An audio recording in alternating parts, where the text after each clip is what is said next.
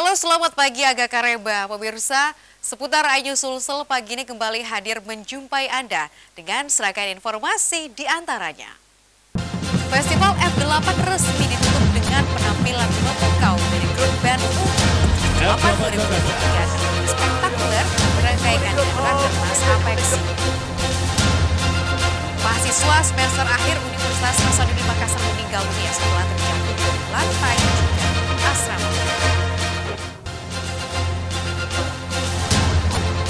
Sebuah rumah yang akan menggelar pesta hajatan pernikahan di Lalap Si Jago Merah.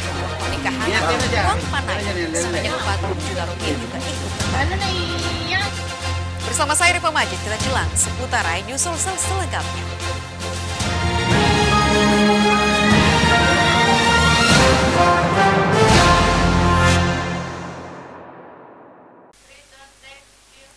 Pemirsa, event International Aid Festival and Forum atau F8 resmi ditutup oleh Wali Kota Makassar Dani Pomanto bersama Wakil Wali Kota Makassar Fatmawati Rusdi.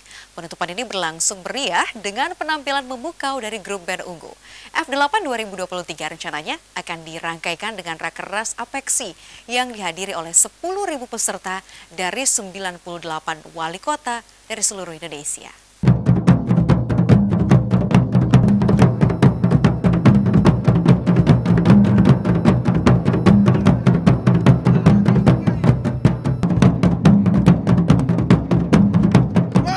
Event spektakuler Internasional Makassar F8 yang digelar selama 5 hari akhirnya resmi ditutup oleh Wali Kota Makassar Muhammad Ramdan Pomanto dan Wakil Wali Kota Makassar Fatmawati Rusdi. Malam terakhir event F8 masih diisi dengan atraksi budaya. Pabite Pasapu merupakan bagian dari tradisi budaya masyarakat Kajang Bulukumba, Sulawesi Selatan. Dipadati ribuan masyarakat. Panggung F8 menghadirkan fashion show karya desainer dari Singapura dan pagelaran tari Kalompoang para Sanganta. Wali Kota Makassar Muhammad Ramdan Pomanto mengatakan tahun 2023 mendatang F8 akan jauh lebih baik. Event F8 tahun 2022 ini juga menjadi sejarah karena dikelola oleh pihak swasta dan hasil karya anak muda Makassar.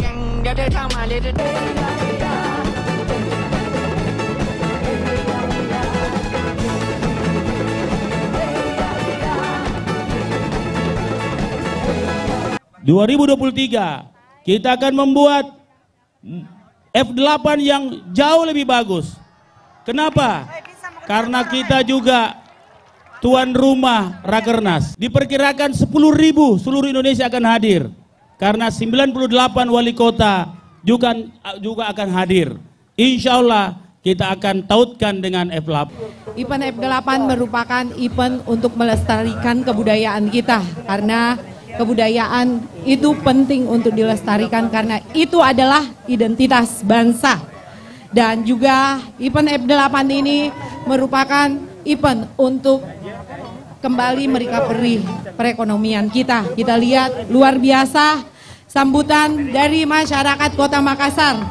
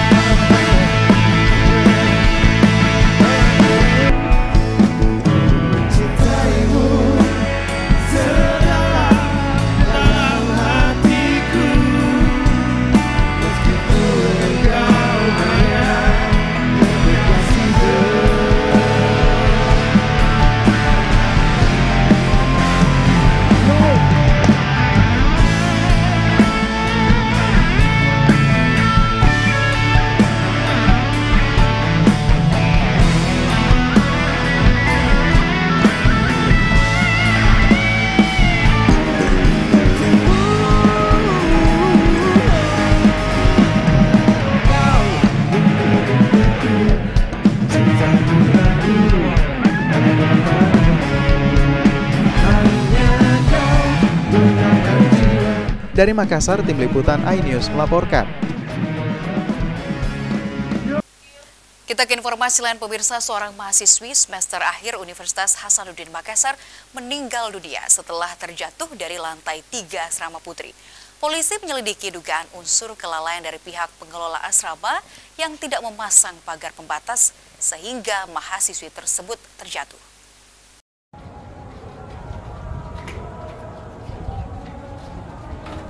Seorang mahasiswi semester akhir Fakultas Ilmu Budaya Universitas Hasanuddin Makassar terjatuh dari lantai 3 asrama Putri Unhas hingga meninggal dunia.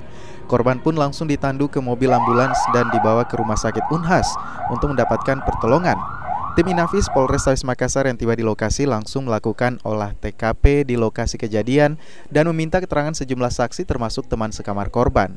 Kejadian ini bermula saat korban yang kondisinya kurang sehat dari kamar mandi pada dini hari ingin kembali ke kamarnya, namun malah berjalan ke ujung asrama yang tidak memiliki pagar pembatas hingga terjatuh dari lantai 3 ke lantai 2. Mahasiswi bernama Fitriani ini kemudian pertama kali ditemukan oleh cleaning service dalam keadaan pingsan di lantai 2 sehingga dibawa ke kamarnya.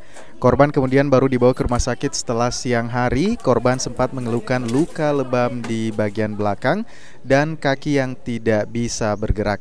Meski sempat mendapatkan perawatan di rumah sakit Unhas, korban meninggal dunia pada saat dalam perjalanan pulang ke kampung halamannya bersama keluarga.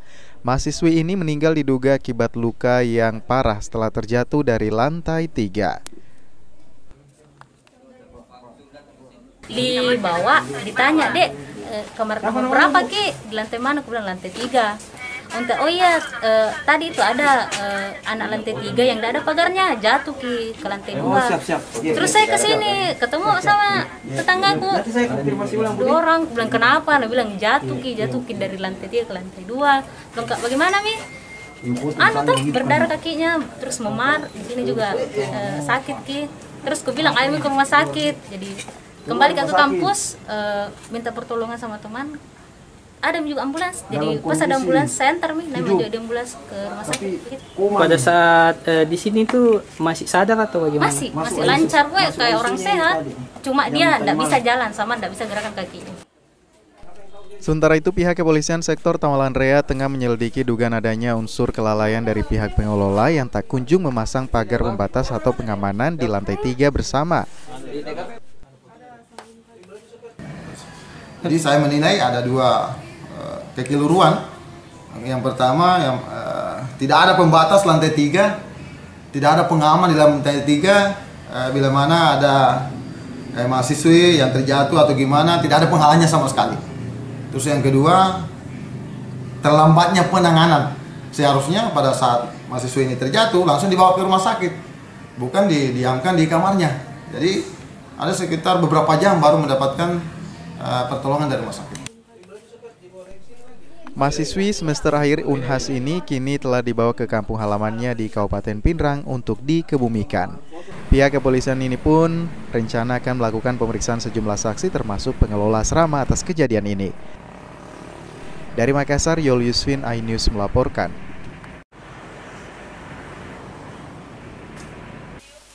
Pemirsa, pemerintah Provinsi Jawa Barat sukses meramaikan event F8 Makassar yang berlangsung di tanggal 7 hingga 11 September 2022. Terbukti Pavilion Jawa Barat yang menyajikan lukisan karya Gubernur Jabar Ridwan Kamil tak pernah sepi pengunjung. Pemerintah Provinsi Jawa Barat sukses meramaikan event Makassar International Art Festival and Forum atau F8 yang berlangsung dari tanggal 7 hingga 11 September 2022. Terpantau selama 5 hari event berlangsung, Pavilion Jawa Barat yang menyajikan lukisan karya Gubernur Jabar Ridwan Kamil tak pernah sepi pengunjung. Tidak hanya lukisan, desain Ridwan Kamil lainnya yang telah diproduksi oleh pelaku ekonomi kreatif juga dipamerkan seperti sepatu, jam tangan, dan kain batik. Adiatama Kepariwisataan dan Ekonomi Kreatif Dinas Pariwisata dan Kebudayaan Provinsi Jawa Barat, Sasti Yusita Dewi mengatakan pihaknya menampilkan sejumlah potensi unggulan UMKM dan lukisan Gubernur Jawa Barat Ridwan Kamil yang ditunggu para pengunjung F8. Magnet utama pameran lukisan di samping ini pun ada fashion dan food. Kita pelaksanaan dari tanggal 7 ya sampai hari ini hari terakhir. Memang animo dari pengunjung di Makassar itu sangat besar. Kenapa? Karena di sini kita memang mempromosikan beberapa potensi unggulan ekonomi kreatif ya dari Jawa Barat. Di samping itu daya tarik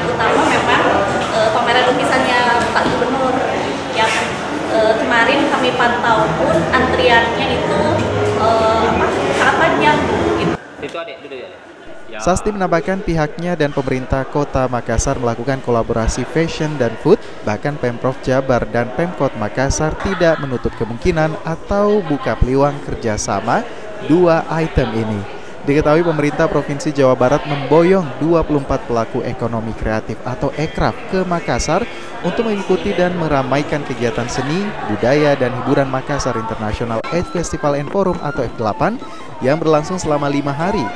F8 Makassar singkatan dari Fiction, Writer, Font, Flora and Fauna, Food and Fruit, Fusion Music, Film, Fashion, Fine Arts, dan Folk. Dari Makassar, tim liputan iNews melaporkan. Pemirsa, informasi lain, Organda Cabang Makassar telah mengusulkan penyesuaian tarif angkutan kota sebesar 10% atau naik Rp1.000 dari tarif sebelumnya. Pasca diumumkannya kenaikan harga BBM bersubsidi, sopir angkot pun mengeluh lantaran pembelian bahan bakar tak sebanding lagi dengan pendapatan mereka yang jauh merosot. Setelah pemerintah mengumumkan kenaikan harga BBM bersubsidi, Organda Cabang Makassar tengah mengusulkan penyesuaian tarif angkutan kota di sejumlah rute perjalanan di Kota Makassar. Untuk di Kota Makassar sendiri ada 18 rute yang rencananya dalam waktu dekat akan menerapkan tarif baru.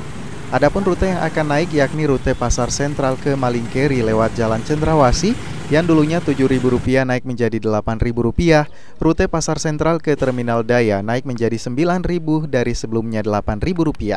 Kenaikan tarif untuk sejumlah rute di Kota Makassar rata-rata mengalami kenaikan Rp1.000 atau sekitar 10% dari tarif sebelumnya. Penyesuaian harga perlu dilakukan untuk meningkatkan pendapatan para supir angkot yang mulai merasakan dampak dari kenaikan harga BBM bersubsidi. Kenaikan tarif baru angkutan umum dalam kota rencananya mulai diterapkan pada Senin mendatang sambil menunggu keputusan dari Gubernur Sulsel. Mengambil inisiatif, insya Allah hari Senin besok akan kami edarkan tarif itu untuk diberlakukan di lapangan.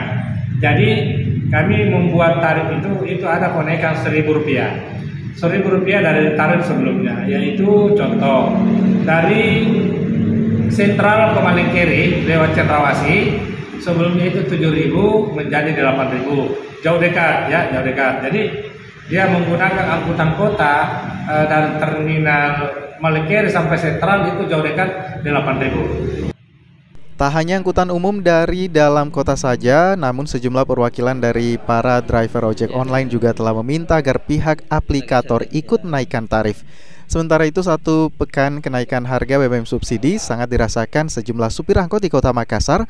Pasalnya uang yang mereka dapat dari penumpang hanya cukup untuk membeli bahan bakar saja dan untuk beroperasi. Tidak ada penentuan harga ada yang nih? Ada penentuannya tapi begitu karena penumpang sekarang karena bagaimana nih?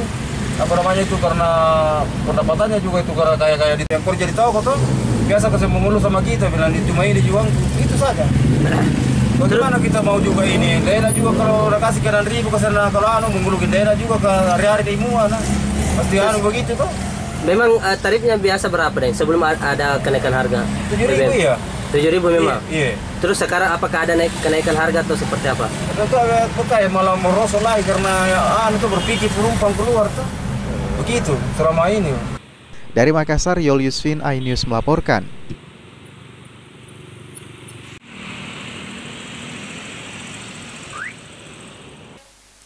Lima orang remaja pelaku tawuran yang diduga melakukan pemerangan dan pembusuran terhadap seorang warga di Kota Makassar ditangkap polisi. Selain membekukan para pelaku, polisi juga turut menyita 2 senjata tajam berupa sangkur dan parang. Ada lemna? Ini lemna, bagus. Gandeng truk. Ikuin langsung tegar. Tim Opsnal Polsek Makassar langsung menangkap 5 remaja pelaku yang kerap melakukan aksi tawuran di sekitar kawasan Jalan Makmur, Kota Makassar. Berdasarkan interogasi, kelima orang ini merupakan pelaku tawuran yang kerap beraksi di sekitar wilayah Karuwisi, Makassar. Para pelaku dibekuk secara satu persatu di TKP setelah polisi menerima informasi dari warga yang mengetahui tempat persembunyian dari para pria ini. Bahkan saat digerebek, salah satu pelaku dibekuk saat tengah asik mabuk lem. Selain itu, anggota yang langsung melakukan pencarian barang bukti akhirnya mendapati dan langsung menyita berupa 2 senjata tajam, yakni sangkur beserta parang milik pelaku yang disembunyikan di dalam sebuah rumah. Kelima orang terduga pelaku ini kemudian langsung dibawa ke Mapolsek Makassar. Menurut Kapolsek Makassar, AKP Andi Aris menuturkan, selain melakukan tawuran, 3 dari 5 orang yang ditangkap ini diduga merupakan pelaku pemarangan dan penggusuran terhadap warga di daerah Kecamatan Panakukang. Mengamankan ada 5 orang yang diduga pelaku yang terjadi keributan di wilayah Kecamatan Makassar di Kelurahan Barabaraya, tepatnya di Karuisi, dengan sepakat. Kebetulan kita amankan ini ada 5 orang yang terduga pelaku yang terjadi pada malam hari ini. Selanjutnya, untuk ketiga orang yang diduga pelaku pemarangan dan pembusuran diserahkan ke pihak Polsek Panakukang guna dilakukan proses hukum. Sedangkan untuk kedua orang lainnya akan diberikan pembinaan untuk tidak kembali melakukan aksi tawuran yang membahayakan dirinya juga orang lain. Dari Makassar, Leo Muhammad Nur, iNews melaporkan.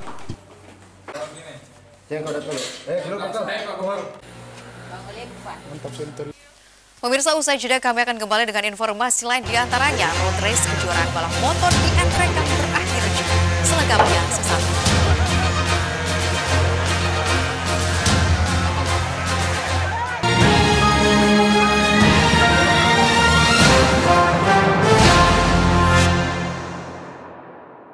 Mari kita semua saling menyayangi dan saling berbagi, dan bersama untuk hadapi bencana, kelak sambut pagi dan cerah mentari.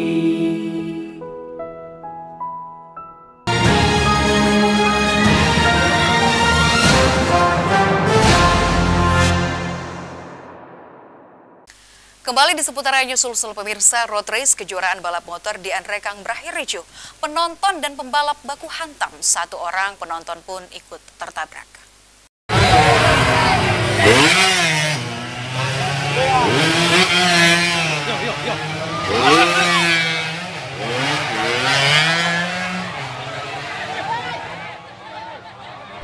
Kejuaraan balap motor Kapolres Andrekang Cup Road Race 2022 yang digelar di sirkuit Galonta, Kabupaten Andrekang, Sulawesi Selatan diwarnai kericuhan. Salah satu pembalap sempat diadang dan dikeroyok penonton saat balapan masih berlangsung.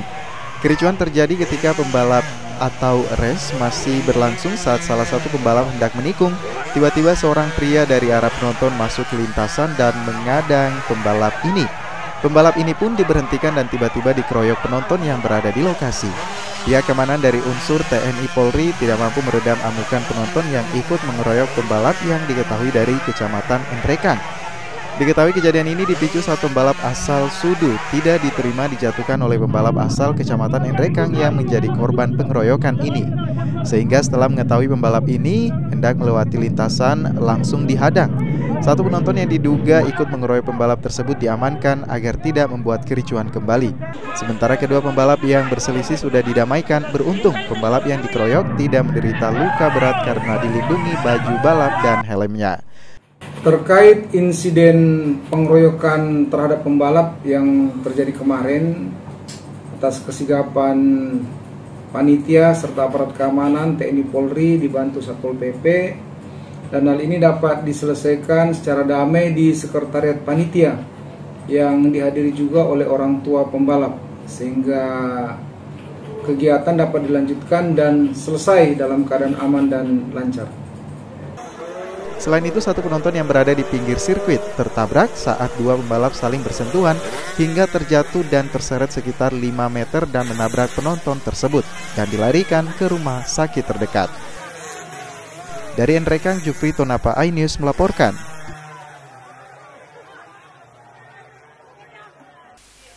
Pemirsa, menyusul kisruh penggerbekan markas organisasi masyarakat Batalion 120, Kapolres Tabes Kota Makassar Budi Haryanto angkat bicara. Budi Haryanto mengatakan penemuan barang bukti di markas Batalion 120 ini merupakan hasil sitaan dari anak-anak pelaku kriminal yang diamankan untuk diserahkan ke pihak kepolisian.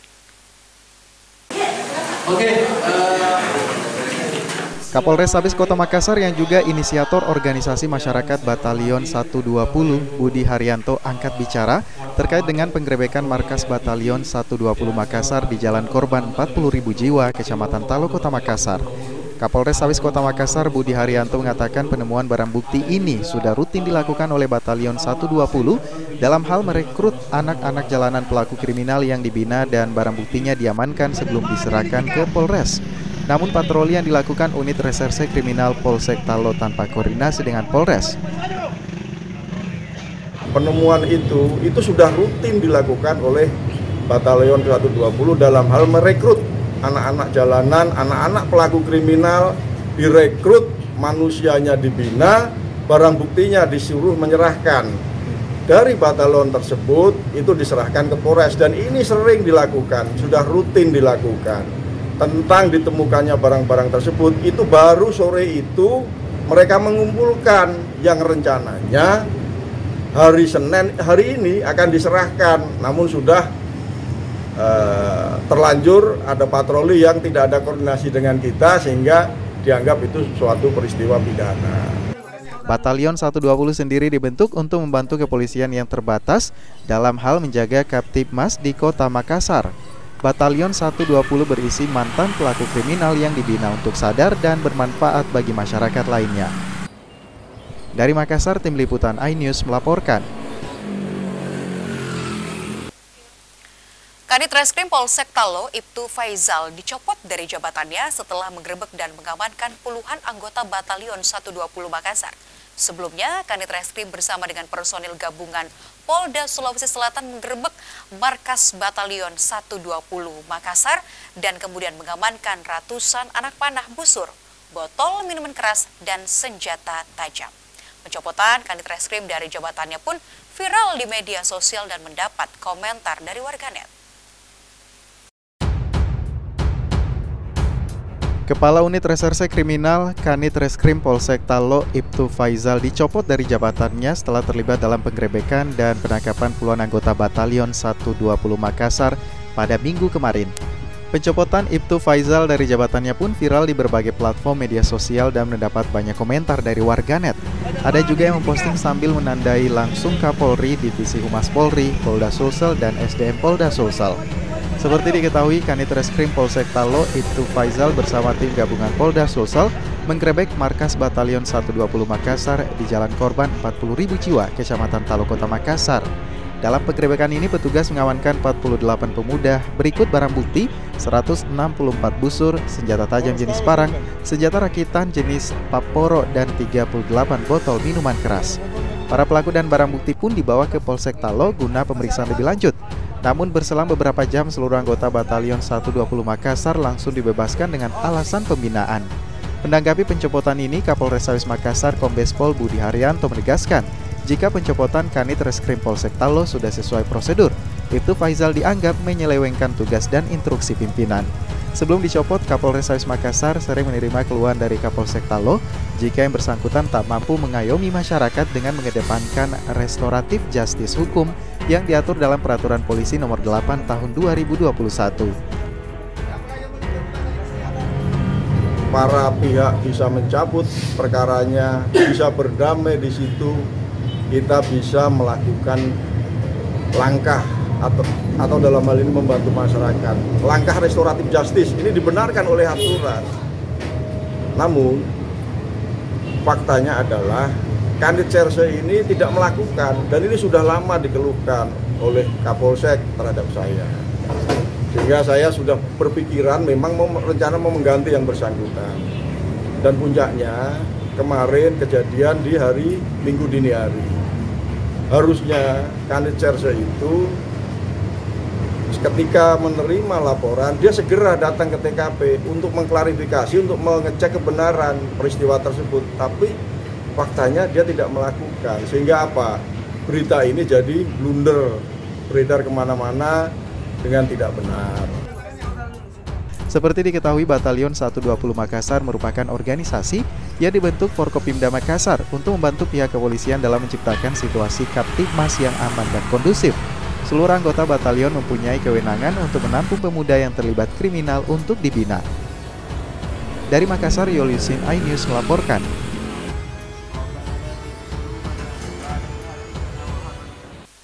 Kita ke informasi lain, pemirsa. Perumda Pasar Karya atau Pasar Makassar Raya rencananya akan membuat pasar modern dengan menyasar kalangan ekonomi tengah dengan konsep hunian dan apartemen.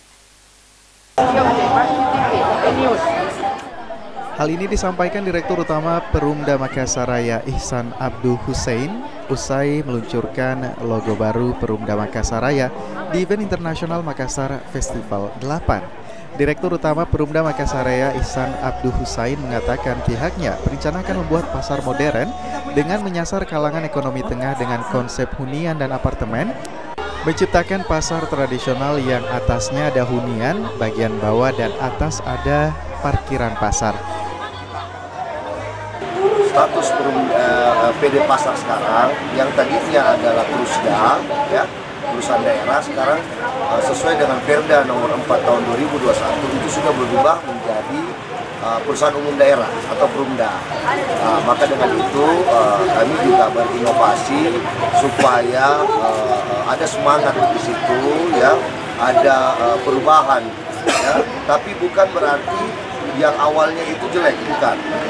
Ya, jadi kami sesuaikan dengan status kami sekarang. Tadinya Prusda menjadi Perumda, maka kita melakukan perubahan logo, ya. Saat ini ada 18 aset Perumda Pasar Makassar Raya atau Pasar Karya yang akan dibuat. Ini agar PAD bisa meningkat. Selain logo baru, Perumda Makassar Raya juga melakukan MOU dengan RPH Makassar, Bank BTN hingga BPJS Ketenagakerjaan. Ini juga dilakukan sebagai upaya meningkatkan PAD.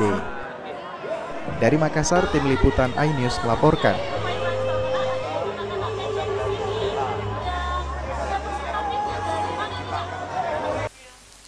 Pemirsa, diduga akibat selang tabung gas bocor, sebuah rumah yang akan menggelar pesta hajatan pernikahan di Kabupaten Goa ludes terbakar. Tidak hanya menghanguskan rumah, uang pernikahan atau uang panai senilai 40 juta rupiah pun ikut terbakar.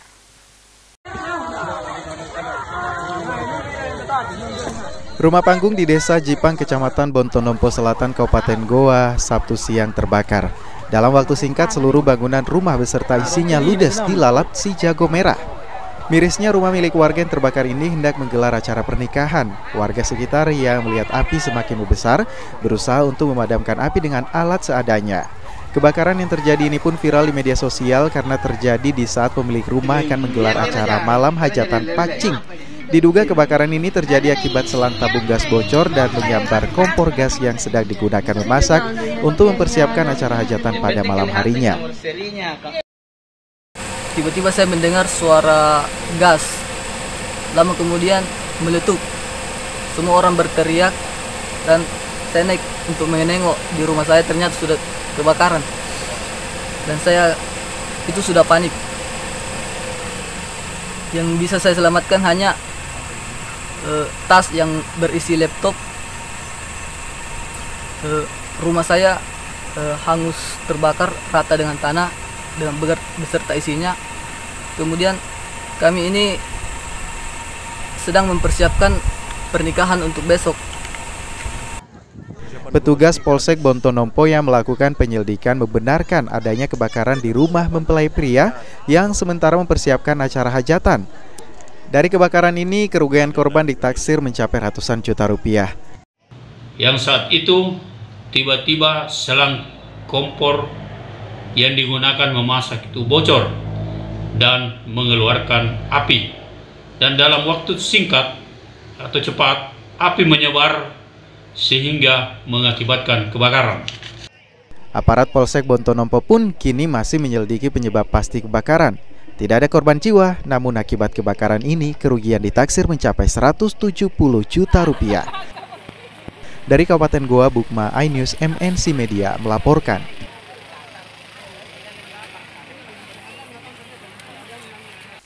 Pemirsa, informasi tadi mengakhiri kebersamaan kita pagi ini di seputar iNews Sulsel. Terima kasih banyak atas perhatian Anda. Saya Rifa Majid beserta kru yang bertugas pamit undur diri. Salam kita pada Salama dan salam sehat.